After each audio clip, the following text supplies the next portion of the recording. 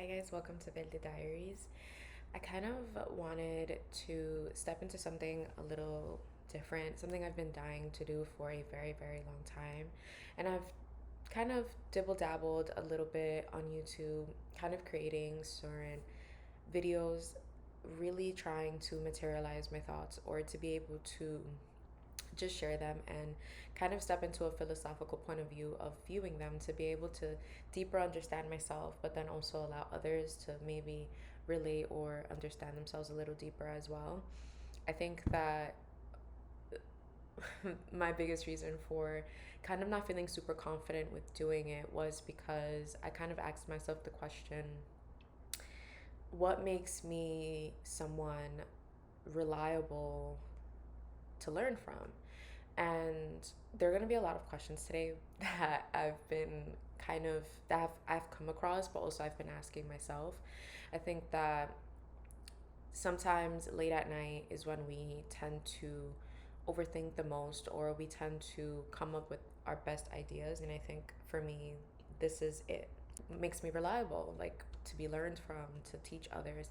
And I think that sometimes we doubt ourselves so much, or we want to criticize ourselves or see ourselves as less in certain periods of times, and not because we want to, because sometimes it's not necessarily our voice. Sometimes it is the voice of the people that we grew up with, or the voices of those we've come across that have made us believe these things.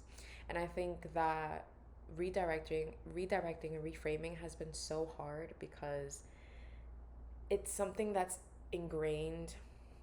It has been made to be ingrained in like your core beliefs, and sometimes unraveling that and really looking at the root of it can sometimes be terrifying.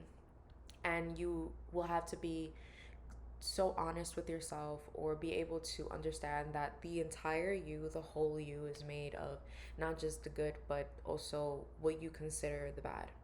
And I think that has been extremely eye opening, and I've come to so many different kinds of epiphanies, but at the same time, it has created so much grief because I am able to see all these different versions of myself that I once and that I do love, because they are me essentially, right? And they are the reasons why I am here. A version of me that didn't know, um, didn't have as much emotional intelligence, had to go through certain things in order to have them now, or to possess the skills or the emotional intelligence that I have now. And I think that that is at least my way of being able to find this journey through self acceptance, but also to be able to be present and mindful.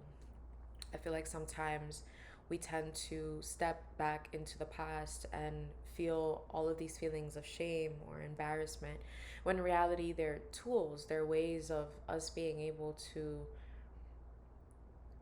love ourselves a little deeper and be able to hold ourselves with so much more kindness than with criticism or hate or judgment. And I think that that is essentially what then changes the answer to that question, and has made me obviously want to create these videos, is that I am reliable because I am a human being that has gone through so many different experiences, different things that make up who I am, that essentially can be something that I can give out to the world. And understanding myself and all those past versions of me, I understood that I love community, and I love to be able to share parts of myself, and this is one of the ways in which I feel like it's been kind of I gravitate towards and has been calling for me. So that was a lot to start with, but the actual question that I really wanted to do today, I literally had written kind of like a draft for Substack, and then I was like, fuck it, I'm gonna make the video because why not? And I literally like wrote it. But I don't know if anyone watches Woggies. Her name is Anna. I forgot her last name, but she is amazing. I think everyone should listen to her podcast. I learn a lot from that podcast, but I'm also able to feel very inspired to write and to also be able to dive a little deeper in, into myself and into the people around me. And I think that we are all essentially made of reflections and little mirrors. And I think that in doing that, in being able to take things from this podcast, I'm able to, you know, within my level of perception and how I understand things, be able to then share. So, one of the questions that she asked that I was like, wait, I haven't dived into that yet was, when no one is expecting something from you, what do you want? And that was like, oh. And I started off my podcast, well, my Substack, by saying I've been pondering about this question for a couple days, trying to dig deep into what it is that I want. I've been gravitating towards servicing jobs, places that require me to help others and guide them or listen to them, usually at a doctor's office, aesthetics, which is what I do now, in a school with kids. I knew from a very young age that I wanted to be the voice for the people who didn't have one, people in my communities who are forgotten or not taken seriously. I'm planning to go back to school to study psychology, maybe minoring in something more specific like behavioral based. I want more than anything to become extremely knowledgeable and articulate. But is that what I truly want? Maybe it's easier to choose something that is expected of you. It's easier to stay in a one-dimensional space and stick to one thing. But somehow it creates restlessness. It makes me anxious to not create, to not want to materialize my ideas. What I truly want to be is a writer, to have a large platform where I can talk about the things that I may be going through in a philosophical form that can help others connect or learn from that as well. I want to be so fluid and open to creativity, to write constantly, to be able to turn on the camera and be confident in what I'm sharing with the world. Part of myself doubts that can be possible, even though I open my laptop daily and watch videos of others doing it, successfully doing it. What always disencourages me is not going viral as soon as possible. Part of me hates the wait, the journey, or the work. It makes me rewatch the video, reread the essay, and delete it. I start to scan for everything that could be wrong, start placing myself in the shoes of disapproval. I am my worst enemy and my biggest critic. So that was just a draft. But from there, I kind of want to target different things, right? I hadn't even touched at a much deeper level what it was that I wanted, because if I'm being quite honest, I generally wasn't honest with myself. Sometimes we don't want to want certain things because we may have been told that you can't make money from that, or it's not a real job, or like it wasn't seen as something honorable. And I think writing was always one of those things for me, and making videos and sharing my ideas, where I was always being told that I had to be a professional. I had to go to college, go get a bachelor's or get a master's or get my PhD and become something just one dimensional, this one thing, and dedicate myself to this one thing for the rest of my life. And it never seemed realistic. And there was a part of me that also wanted to understand that a little more, and step into a space of just being one dimensional. But I always found myself being curious, questioning certain things, watching videos of other people doing the thing that I wanted to do so bad. And in part of that, there was a lot of jealousy that internally I felt. And sometimes jealousy can be such an essential tool. I think a lot of people have demonized jealousy and have made it seem like it is something that will harm others. And yes, a lot of the times when jealousy turns into envy and people then use it as a weapon to harm others, yes, that definitely can happen. I'm not saying that it is not true.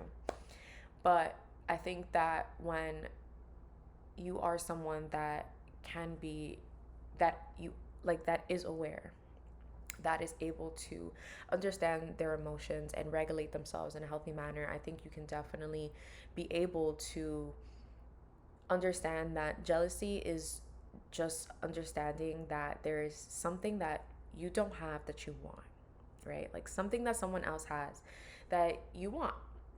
And sometimes it's better to dive into that and be curious and be able to say, you know what, like, what is it that I want? What is the thing that they're showing me? Like, why? What makes me want that? And I think that in that, I was able to really understand that I wanted to be fluid with my creativity. I wanted to be so in touch with it that I didn't question it, I didn't judge it, I I became it. I was able to kind of reflect that outwards into every aspect of my life. And for that to just move, yeah, with the waves. um, because that's how I viewed all of the creators that I watched. And of course, there are times where we think that, which is why social media can also be a little dangerous, because sometimes we tend to see something and it's not the full truth, right? It's not the entire picture. And we come up with assumptions of the things from the things that we see. And so essentially that was me for a big part of my life. I went away to the military in 2018. I wanted to study criminal justice. I wanted to essentially be in a space where I was this one-dimensional person, where I ignored all my my craving for creativity. I wouldn't join any clubs that had to do with writing, even though I would kind of like sneak by the club rooms just to see, or I wouldn't buy the books that I actually wanted to read, and I would buy books that were just based on the career that I wanted, or a self-help book that was helping me save money. And I would dim my light so much that it created a intense amount of anxiety, because I didn't know essentially who I was. I didn't understand, like, when I looked at myself in the mirror, I didn't recognize that person. And as time progressed and I became so stagnant, and I reached the space of what I like to call the void, where you don't know where you are, who you are, and you essentially start to feel this inner spark to search for something. And you don't have any kind of direction, but you're just in this vast space of endless possibilities.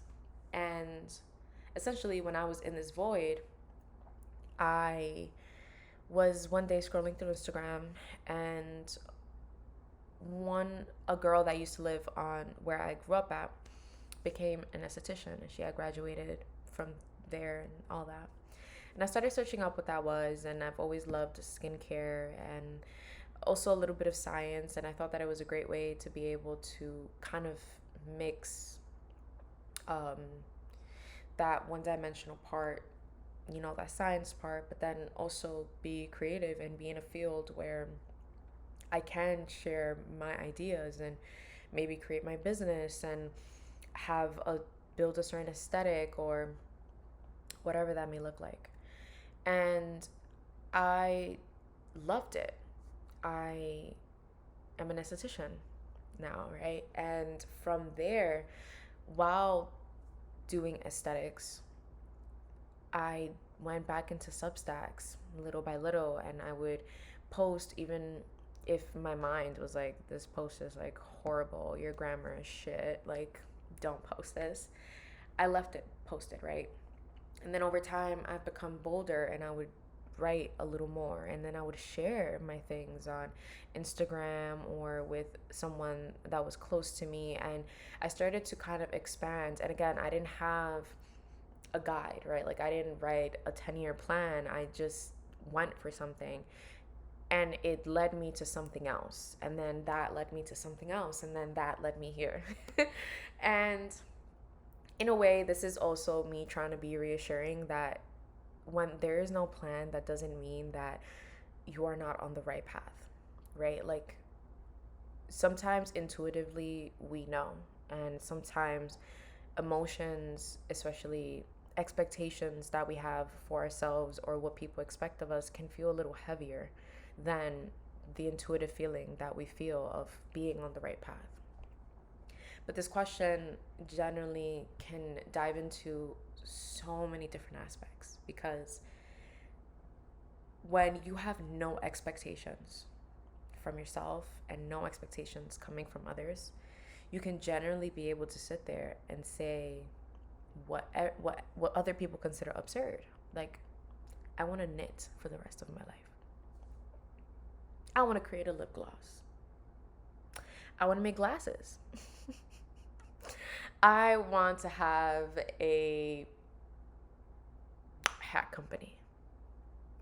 Like, and I know that those things may seem like all those things are already done, like people have already been doing it. Yes, but to the people that have been constructed to believe that those things are unattainable, that you had to be rich to do it, or that you had to have been so lucky to do it, it's like, no, it's not absurd. Like, it's not on the table. Like, you, like, okay, English. These things are possible when you allow yourself to just stop caring about what people think. And obviously, it's easier said than done, but it is about practice and ritual and about stepping into a space where you genuinely can allow yourself to breathe, to finally release the breath that you've been holding in. And I am also taking my own advice, like I only can hope to continue believing in myself and in whoever else that decides to join this community and sees this video. But this was just a little reminder and a hug as well that it's hard.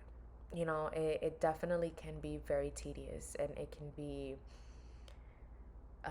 it can consist of a lot of sadness or deconstruction of your beliefs or um, the ways in which you view yourself. And sometimes a tower moment is genuinely needed.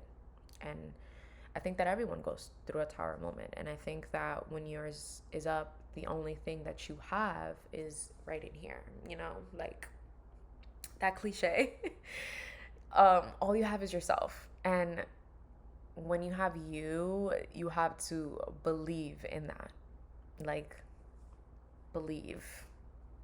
Okay? No questions asked. You have to legit be like, I don't know if it's going to work out, but what if it does? Okay? So, yeah, that is it for tonight. That's literally my little insomniac little speech. So, I hope you guys have an amazing night, day, whatever you're doing. And I'll be back soon. Okay, bye.